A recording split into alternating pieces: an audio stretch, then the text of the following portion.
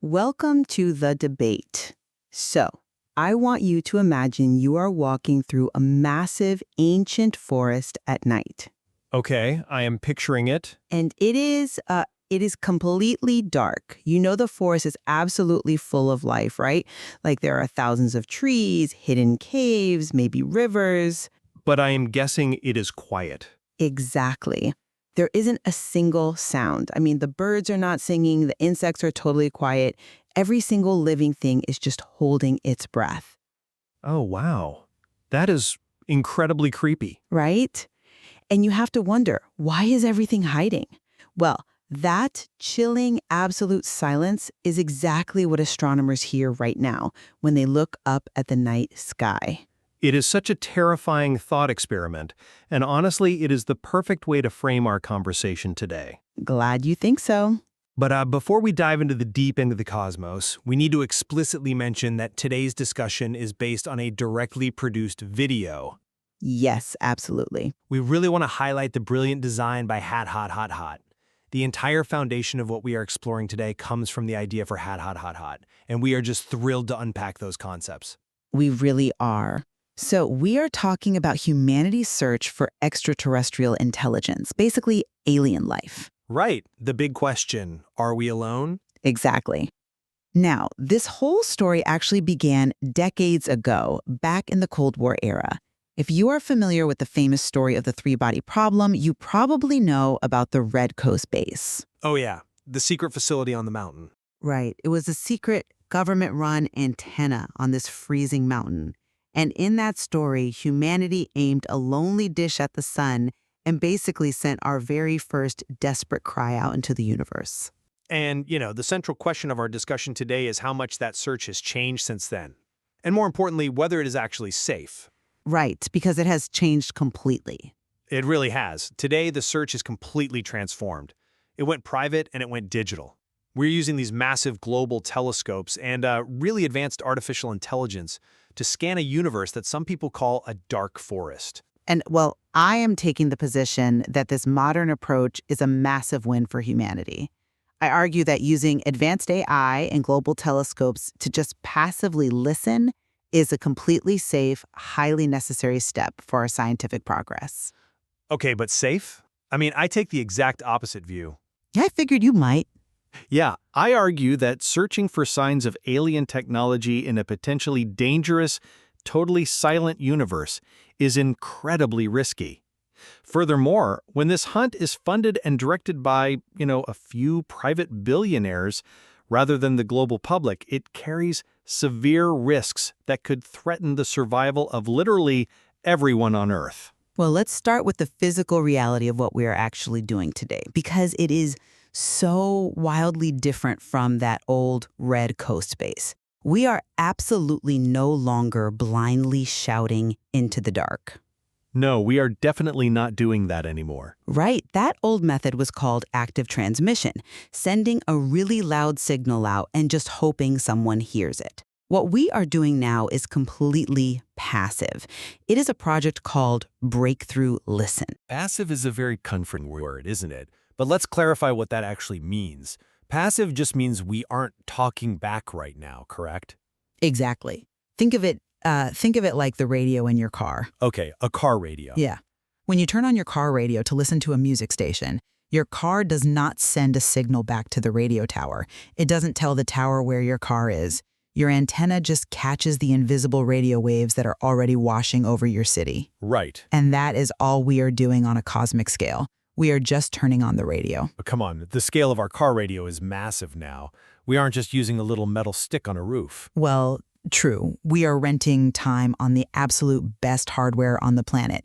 We are using the Green Bank telescope in Virginia and the Parkes telescope under those clear skies in Australia. And the big one in China, right? Yes, China's FAST dish. If you haven't seen a picture of FAST, you really need to look it up. It is this 500-meter-wide metal bowl built directly into a natural crater in the landscape. It is huge. It is staggering, and it just sits there day and night quietly collecting data.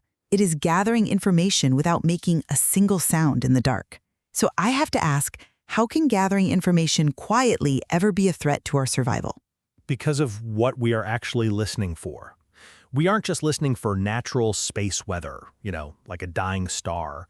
We are looking for techno-signatures. Right, techno-signatures. And if we find one, the passive part of the game is instantly over. Let's break down that word for our listeners, just to be clear. What exactly is a techno-signature? Sure. A techno-signature is basically a fingerprint of advanced technology. It means we are looking for things that nature simply cannot create on its own. Like what? Like artificial laser beams cutting across space.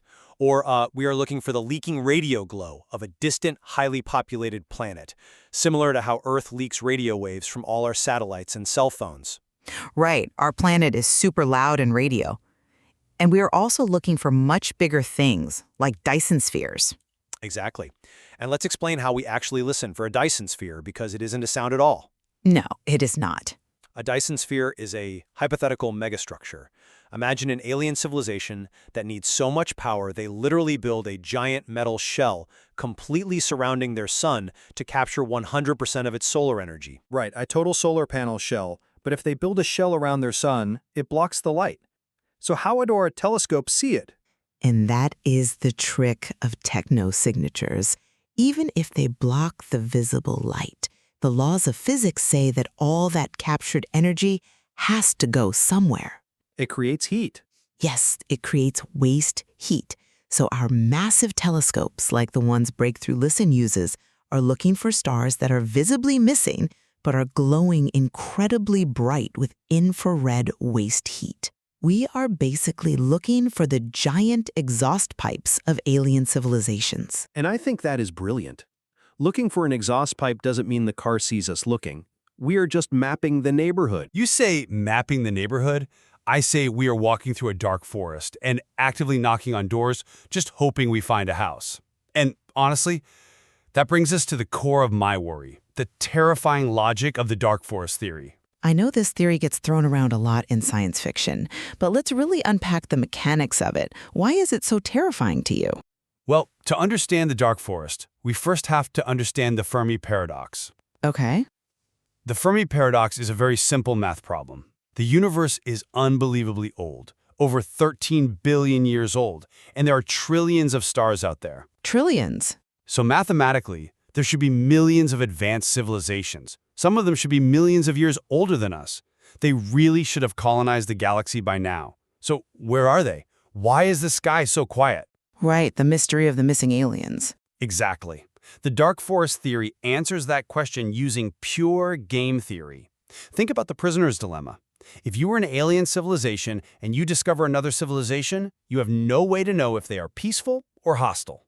Because the distances in space are too vast to just call them up and chat. Right. By the time your message reaches them, centuries might have passed. So there is a massive communication barrier. A total barrier. And because you cannot guarantee your own safety, the absolute safest move in a universe full of unknowns is to hide.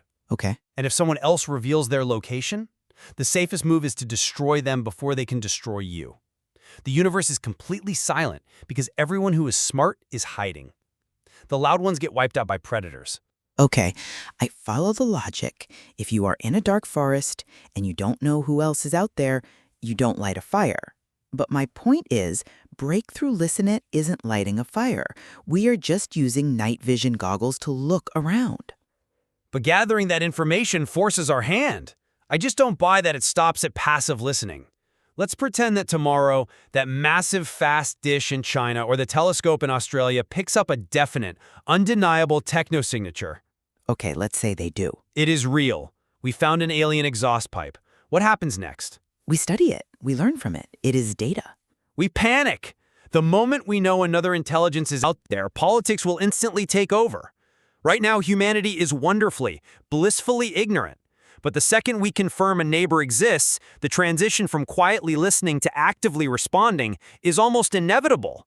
You really think we couldn't just observe? Come on, someone somewhere on this divided Earth is going to want to talk back.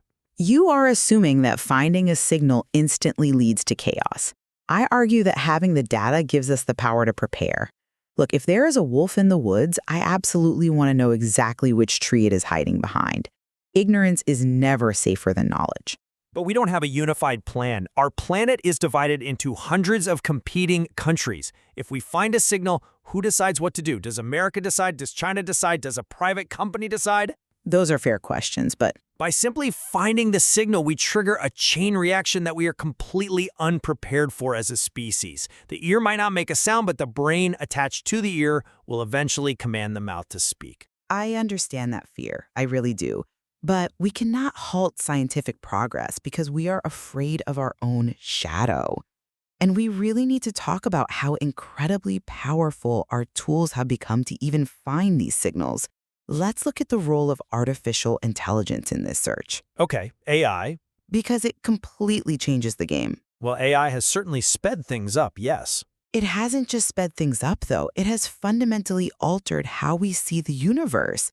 Before AI, human scientists would literally stare at graphs and charts on computer screens, looking for tiny, weird patterns in the cosmic static. Which sounds incredibly tedious. It was painfully slow. Human eyes get tired, humans have bias, but machine learning never sleeps. Okay, but how does the AI actually work here? It isn't just looking harder, is it? No, it is acting like the ultimate filter. Imagine you are trying to hear a single, tiny whisper from a specific person, but you are standing in the middle of a crowded football stadium where tens of thousands of people are screaming. That sounds completely impossible. For a human, it is. And that is exactly what space is like. Earth produces so much of its own radio noise. Cell phones, weather satellites, airplane radars, all of that noise bounces up into our telescopes. So we blind our own instruments. Exactly. Human scientists struggle to separate an alien radio wave from a local cell phone tower. But an AI anomaly detection system can instantly identify the screaming crowd, filter out all of our human noise, and isolate just that one weird whisper coming from deep space. And to be fair, we have real proof that this filtering actually works. We do. In 2023, there was a massive breakthrough. An AI system was fed a bunch of old data that human scientists had already reviewed. And the humans thought the data was empty, right? Yes, totally empty. But the AI system filtered the noise and flagged 8 completely hidden signals coming from nearby stars. 8 signals that humans scanned right past? Exactly. The human experts completely missed them, but the AI caught them.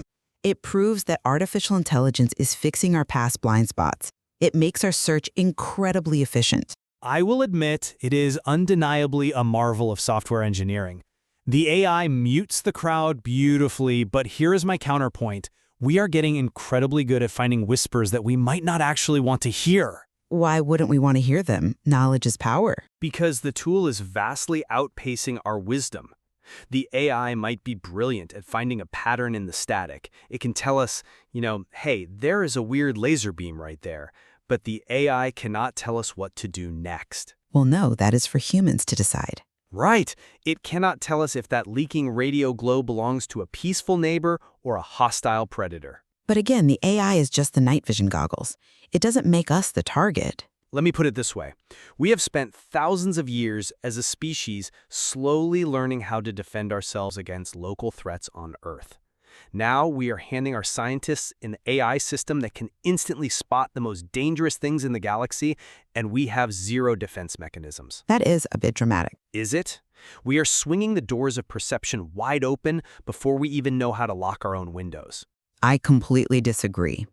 If we don't use the AI, we are just intentionally blinding ourselves. We have the technology to map the universe, and we absolutely should use it. Furthermore, think about how this search is even staying afloat right now. If it were up to the slow wheels of government, we wouldn't be doing this at all. Oh, here we go. You are talking about the funding, the billionaire problem. I don't call it a problem, I call it a lifeline. Breakthrough Listen is a $100 million project funded almost entirely by private tech billionaires. Yes, it is.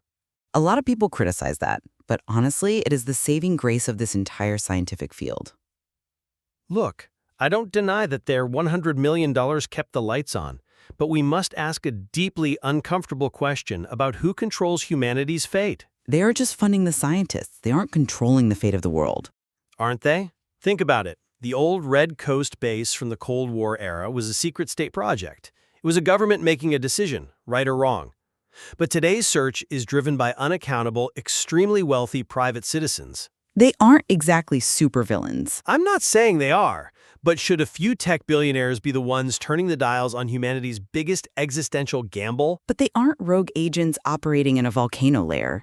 Breakthrough Listen operates completely in the open. But the risk falls on all 8 billion of us. No global council of citizens voted for this. No international treaty agreed to let a private enterprise sweep the sky for laser beams and Dyson spheres.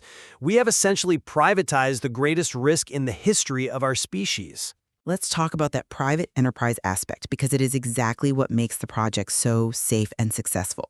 Government space programs are famously slow. They are slow for a reason. Cautious. They're weighed down by endless bureaucracy and budgets that change every single time a new politician gets elected. The private funding allowed the search to become agile, digital, and global overnight. Okay, but agile is great for building smartphones. It is terrifying for contacting aliens. But it allowed scientists to simply rent the time they needed on telescopes like Parkes in Australia without waiting 30 years for a government to build a new one. And more importantly, the data from Breakthrough Listen is largely open source. Right. They publish their findings for the whole world to see. That is the exact opposite of a secret, dangerous monopoly. You just hit on the exact thing that terrifies me the most. Wait, really? Open source data terrifies you? In this specific case, absolutely. Think about the mechanics of what you just praised. You said they publish their findings for the whole world to see. Yes, that is how good science works. Peer review, transparency. But open data means that if that AI system actually finds a real alien signal, the exact cosmic coordinates of that alien star system are suddenly sitting on the internet. Anyone can download it. And scientists worldwide can study it. That is a good thing. And what is to stop a different billionaire or a rogue country or, I don't know, a doomsday cult from building their own powerful radio transmitter, aiming at those exact coordinates, and shouting a message into the dark? That is a highly specific and extremely difficult scenario. Building a transmitter powerful enough to cross interstellar space is not easy. But it is possible. Right now, we are safely just listening. But the moment the AI pinpoints a real techno-signature, the location is known. The dark forest is no longer dark to us, and we are no longer hidden to them if someone on Earth decides to shout back. We simply lack the maturity as a global society to safely handle the information that this $100 million search is trying to dig up. I see your concern about rogue actors, I really do. But the alternative is doing absolutely nothing. Sometimes nothing is the safest move. The alternative is choosing to stay deaf and blind simply because we are afraid of what we might hear or afraid of how some humans might react. Curiosity is the defining trait of humanity. It is how we learn, how we grow, and ultimately how we protect ourselves. I agree curiosity is important. Listening to the universe using the most advanced machine learning available is the most responsible way to understand our place in the galaxy. Our curiosity is wonderful, but historically, our curiosity has often led us to open doors that we could not close. Well, we have covered incredible ground today, from ancient Cold War antennas to modern AI anomaly detection. Since these concepts are so huge, let's summarize where we both stand so our listeners can truly understand the core of this debate. I'll summarize my side first. Please do. From my perspective, the search for alien life has beautifully and safely upgraded. We are no longer blindly shouting into the unknown. Today, we are using highly advanced AI systems to act as perfect filters, sorting through all the cosmic noise.